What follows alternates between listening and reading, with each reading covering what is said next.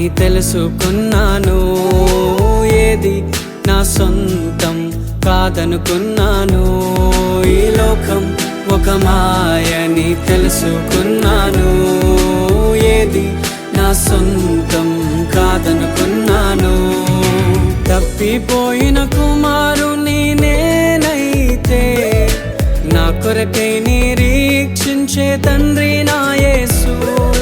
తప్పిపోయిన కుమారుని నేనైతే నా కొరకై నిరీక్షించే తండ్రి నా